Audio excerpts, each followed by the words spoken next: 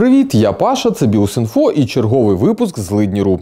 Якщо ви вперше з нами, поясню контекст. Спільно з колегами з наших грошей ми аналізуємо росіянські локальні медіа, вишукуючи зерни істини про реальний стан економіки РФ в полові ура-пропаганди. Знаходимо, читаємо, радіємо і ділимося цією радістю з вами. Адже санкції, які от прям зовсім ніпочом кремлівським крикунам, виявляється, досить суттєво б'ють по кишені звичайного жителя Мордору.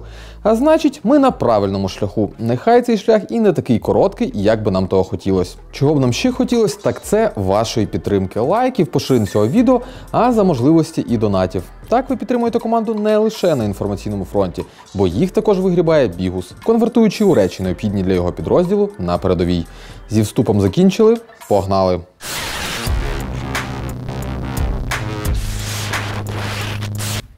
А тепер назад у майбутнє, говорив колись Док Браун Марті Макфлаю у культовій американській фантастиці середини 80-х. Возвращаємося в 90-ті, говорить російський Центробанк громадянам Ерефії зараз. І це не фантастика, а реальність. Пам'ятаєте, як минулого тижня ми згадували головного банкіра Росії Ельвіру Набіулліну? Це та, що озвучила невтішні прогнози для місцевої економіки вже у другому-третьому кварталі поточного року. Так от, журналісти видання Лента.ру та РБК почитали звіт Департаменту досліджень та прогнозування того самого Центробанку.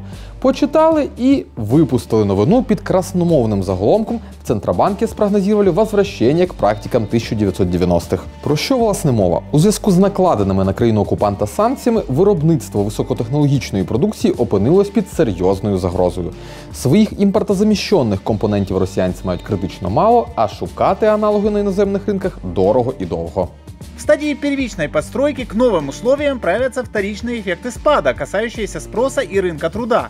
В нем сильно вырастет роль челноков, то есть малого бизнеса, который обеспечивает внутренний спрос. Уявляю собі цих челноків, які, навантажившись клетчатими сумками, табором тягнуть з Китаю до Росії розібрані мотори, деталі від комп'ютерів та дешеві мобілки. При цьому самі експерти визнають, на Росію очікує так звана зворотна індустріалізація, якщо простіше, заміна високих технологій на застарілі. Як наслідок, мінус екологічність, мінус якість, мінус зручність. А от ціну, безумовно, зростуть. І це видно вже зараз. В период адаптации будет наблюдаться нарастание проблем из-за отсутствия поставщиков, нехватки запчастей и сложностей с сервисным обслуживанием. Нічого, потерпите. Це ж кредо вашого суспільства, я ж нічого не переплутав. Та не лише технологічні товари скоро поповнять ряди дефіцитних. Тут зникають найбанальніші речі. І ось яскравий приклад. Багато швейних виробниць зіткнулись з труднощами в придбанні фурнітури, у тому числі з нестачею звичайних гудзиків. Гудзиків! Звісно, гудзики – це не ракети і не танки, тому їх в РФ із запасом не виготовляють. І от мають проблеми. Вже згадана нами Ельвіра Набіулліна зауважує, що на пошук нових партнерів, зміну маршрутів поставки, налагодження виробництва можуть піти кілька місяців. А поки шнурками підв'язуйтесь, скріпоносні ви наші. Продовжимо тему технологічного повернення Росії в 90-ті новиною про автовазівську ладу. За інформацією видання Газета.ру, в автосалонах фактично закінчилися автомобілі цієї марки з автоматичною коробкою передач. Справа в тому, що автомати для лади постачали японці, чимало комплектуючих, наприклад, системи АБС та ESP, також були закордонного виробництва. А тепер на все це накладено санкції, партнери працювати з росіянськими заводами не хочуть, а це значить, бувайте колись популярні бюджетні автівки. Автомобилей с автоматом нет и не будет. Эта ситуация продлится год, а может и два. Уверен на 99%, что уже через пару месяцев вы вообще не найдете Лада с автоматом. Про це газетярям розповів менеджер дилерського центру «Лада» в Тольятті, а його колега з Москви додав. Завод сейчас стоит, комплектующих нет. Потом на АвтоВАЗе будут производить те модели, на которые хватит деталей.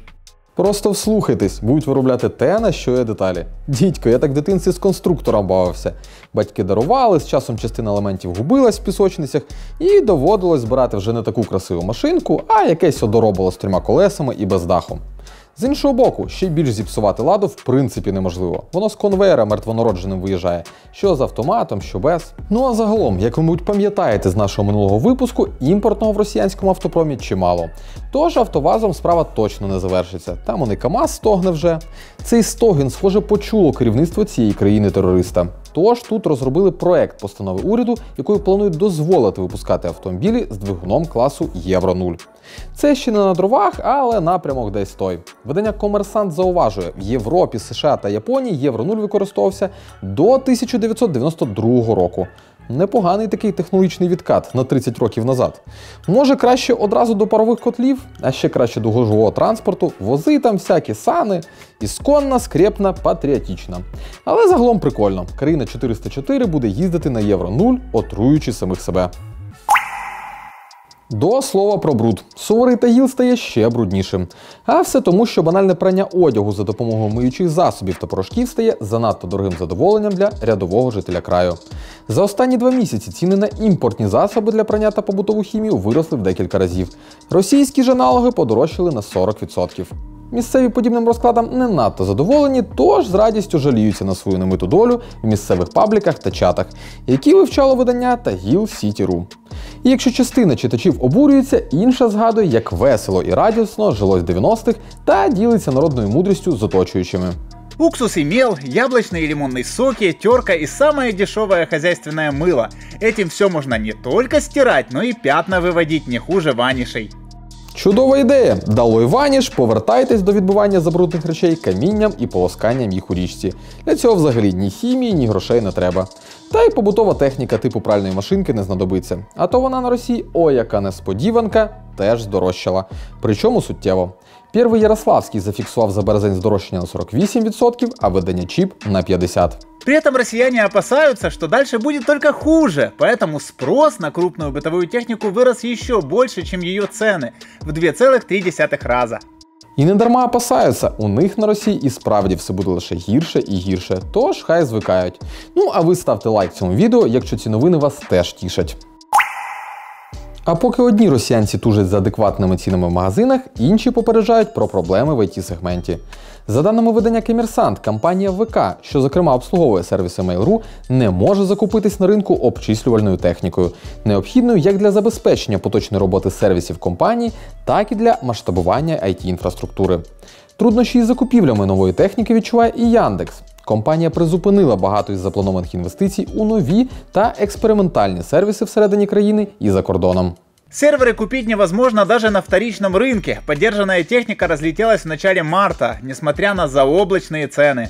Оскільки мова йде про комплектуючі іноземного виробництва, росіянці спробували перейти на власні розробки – процесори Elbrus та Baikal. Спробували і зрозуміли, що запаси свого заліза теж не безмежні і дуже швидко закінчуються. Можна було б переходити на калькулятори, але будьмо відвертими, ще пару місяців і кілька пакетів санкцій, і калькулятори теж стануть для росіян предметом розкоші. Обраховуватимуть дані у зошитах в клітинку, інформацію зберігатимуть там само. І я зараз навіть не жартую. Суттєві проблеми для рядових користувачів прогнозує видання Overclockers.ru.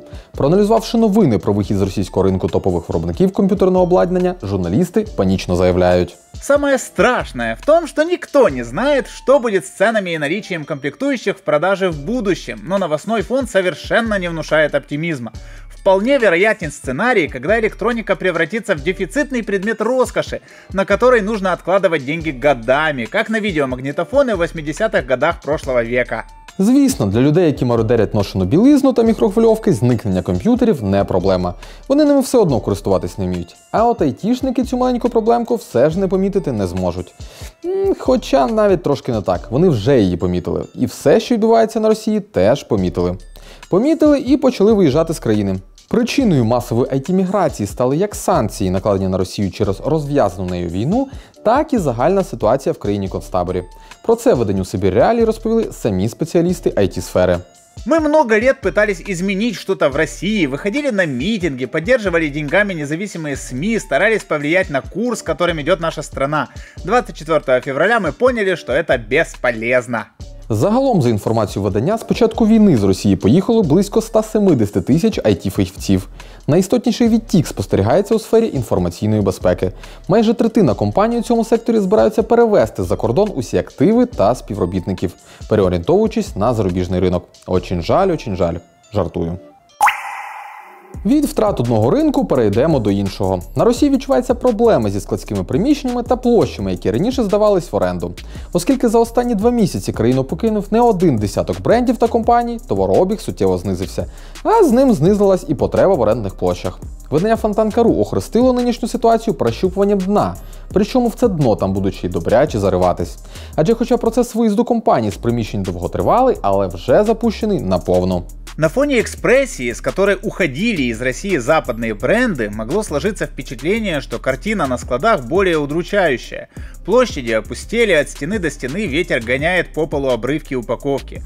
Но как бы ни хотелось взять и за один день выехать, арендаторы физически не могут раньше, чем через полгода с момента, как уведомили об этом. Они связаны условиями договоров.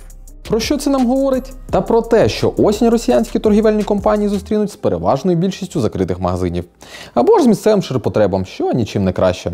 З іншого боку, якщо темпи знищення армії окупантів збережуться і цинки вже фізично нікуди не влазитимуть, то підуть в хід ці порожні площі.